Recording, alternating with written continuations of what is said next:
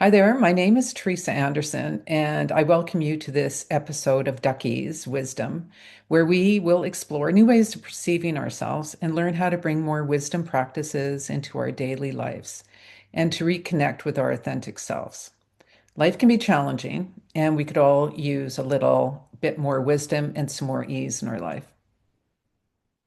In today's wisdom episode, my guest, Anne Marie, and I will discuss how a piece of poetry can really affect us in amazing ways when we are grappling with challenging times in our lives. And we have a few examples. And today we're going to be focusing on a poem by Rumi. But before we get to that, I just want to put it out there and ask you, have you ever felt disappointed because you had your heart set on something happening and it fell short and maybe even fell way short? So just keep that kind of thing in mind as we go through this. And another thing that I wanted to just ask is, have you had a longing for something for so long and were very let down or disillusioned with what you received instead? The poem that we're going to be exploring today is a Rumi poem. And for those of you who may not be familiar with who Rumi is a 13th century Sufi mystic who's well known for his poignant and exquisite poetry. His poems touch on love, spiritual awakening, and on our human connection to what is bigger and feels beyond us. I invite you now to just think about whatever word resonates with you that represents what feels bigger and beyond you, and hold that thought as we explore this poem. So Rumi is really one of the best-selling poets in the world and is embraced for his timeless wisdom about the human condition and love. I invite you to relax and listen as I recite Rumi's poem called The Guest House. And then I will introduce my friend and companion on this life's journey who does a lot of self-inquiry, and we've been doing this together in different ways for over 2.5 decades. And her name is Anne Marie. And Anne Marie and I will talk about how this poem has delivered a depth charge in our lives, bringing revelations about our own lives and circumstances that leave us with a lingering resonance about how we now look at our daily life and how our challenges are and how we look to what's happening in our lives in a brand new way. Our aim is to share with you how in poetry we can find insights about ourselves and sometimes messages about how to navigate life's challenges going forward. So now I invite you to set an intention just to relax. Take a couple of deep breaths and just listen to the words of this poem. Rumi's Guest House. This being human is a guest house. Every morning, a new arrival, a joy, a depression, a meanness. Some momentary awareness comes as an unexpected visitor. Welcome and entertain them all. Even if they're a crowd of sorrows who violently sweep your house empty of its furniture. Still, treat each guest honorably. He may be clearing you out for some new delight. The dark thought, the shame, the malice. Meet them at the door laughing and invite them in. Be grateful for whoever comes because each has sent as a guide from beyond. Be grateful for whoever comes because each has been sent as a guide from beyond. I would like to welcome Anne Marie. And Anne Marie and I have been friends for over 35 years, and we have been on a journey where we have shared a lot of self-inquiry and self-discovery, and we've expanded ourselves and learned in so many different ways with different practices that we'll share with you over time about what's really worked for us to become more connected to our authentic selves and to really start to let go of limiting patterns. And our intention is to welcome you here today and to unpack some of the things that we've learned about that have really helped us in regards to this Rumi poem. So, Anne Marie, hello, and thank you for being here. Hello, it's a pleasure. So, I'm just going to ask you, Anne Marie, just to kick things off, have you ever felt disappointed because you had your heart set on something and you wanted something to happen and it ended up feeling or falling short?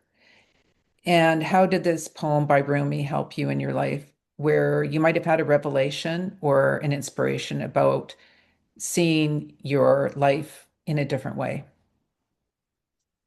Wow, that's a bit of a loaded question, but I'll tackle it as best I can. Um, yeah, I almost feel like my whole life has been a series of disappointments and learning how to look at them differently as opposed to feeling depleted and anxious and not wanting to be part of the universe that I had found myself living in. Uh, so really, truly, my desire was for affection, and it involved my self-esteem, seeking approval, and having pleasurable feelings. But none of that really felt comfortable. It was always uncomfortable. Honesty was not welcomed, and so I learned in my world to try to have control of my situation. And I used tactics like manipulation. I was passive aggressive in my tone, in my behavior. And none of this is what I would call honorable. And I used it to try to get to what I wanted. And I had to use some kind of power and control to have my needs met. The Rumi poem really didn't mean much to me initially because I didn't know what to welcome into my life. My emotions were very stilted, very guarded. I was um, having to feel like I was always on high alert for other people. So my own sense of who I was and what was coming into my world felt very um, unusual, very didn't mean the word didn't mean anything. It's kind of like being told to have self-care. And that was like empty words because I didn't appreciate what that meant until I started to unpack my world. So it sounds like too, you had a practice of doing something where you were able to, instead of push something away, did you end up having some sort of welcoming practice? Like what can we share with the listeners around instead of pushing out what's knocking at the door that you're not even familiar with and how you ended up having kind of like an Airbnb for yourself where it's sort of like, okay, there's people that are coming, I don't know who they are, but I'm gonna let them in.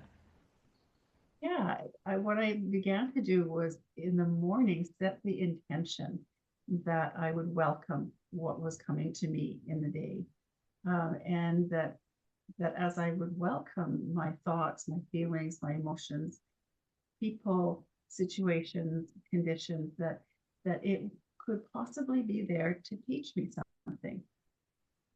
Okay, and that's interesting. So, can you give me an example? Maybe you've had this, I don't know, where if you're being quiet and you are thinking, okay, I'm just going to check in with myself and I'm going to see what's already arriving in my body that's giving me clues about where I might be resisting or what might be going on. Can you tell me a bit about something like that?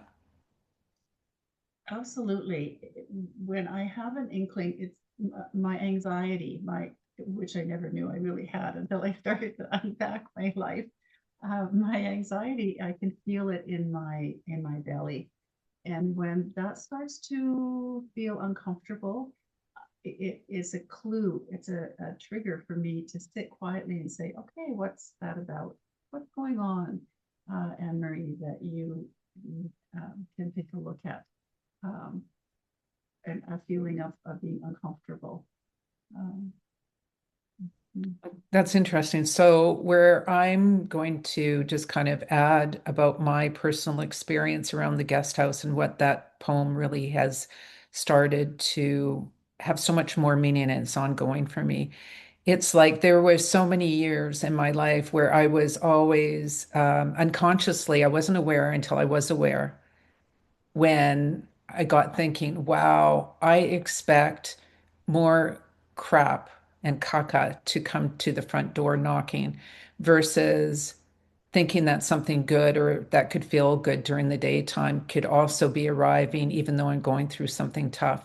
And so that really taught me that it's not just to expect things that are coming to the door when the door knocks to be like the frightened family, like where you have that sense of, I'm not answering the door. It's more like welcoming in the idea that I can allow myself to feel something okay or better than okay and not expect the other shoe to drop. So I have really shifted so much over my from how I used to be. And it takes that kind of asking yourself and then journaling. That's how it really started to say, what's really going on here? Do I have a pattern of just expecting icky things to happen? Or, what's that about? And what's limiting me from thinking of more other things that could be coming and making room for both. And it's like it's a mixed bag. Our lives every day are a mixed bag. And I'm wondering too if you might have had something similar where you started to, in the mornings, even think, okay, I know what my work week is or what maybe I'm making a story about what I think is going to come, expecting what's going to come to the front door. And in doing a bit of a rehearsal around that, if we are anticipating and having a story that's running that this is going to be a tough day or it's going to be a challenging person I have to deal with, what is it that we can start with first thing in the morning to, check in with ourselves and just make more room by making an intention for things to maybe go better or okay compared to where we might be leaning if we're not checking in and setting an intention for things to go differently. Things that I've really learned is to ask for guidance. And it's simply being open and being curious as opposed to me um, anticipating and being in a box. So it's really opened up my field of asking for guidance and being open to it. And so then I don't, I am not as anxious. I don't have a set anticipation or an expectation. And then I also review afterwards and am gracious and grateful for how things unfolded. So I think a practice for people that don't really or aren't really skilled yet, maybe thinking they don't have intuition or that they can't receive Mhm. guidance when they're asking for help. Maybe a good starting point might be just like we've been talking about the beginning of the day, and maybe at the end of the day, there can be a check-in and asking oneself or journaling. And it's a good way of emptying out before you go to bed so you're not waking up in the middle of the night with thinking of things that are still maybe going through and unresolved. But just at the end of the day, a good practice for people that are listening might be, how did it go when I initially thought something was coming up that was going to end up X, Y, or Z?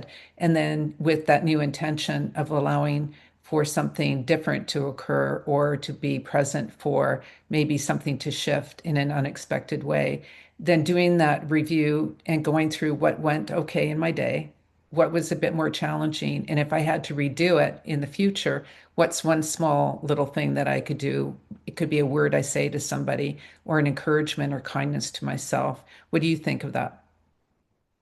Absolutely. It's that review, that contemplative review of how I've responded or reacted, and how to do things differently, and how I can influence myself and others in a positive way as opposed to blocking. Uh, what kind of words did I use? What kind of presentation did I have, even in my body? Um, how can I be much more giving and receiving in a balanced way? Well, thank you, Anne Marie. I hope that our listeners have been able to pick up on a few gems and pieces of wisdom. And if you are out there and listening, and if you are inspired by poetry, see what kind of poetry might be kind of out in your neck of the woods, or you might want to look at quotes or things of inspiration. And so until next time, I wish you well.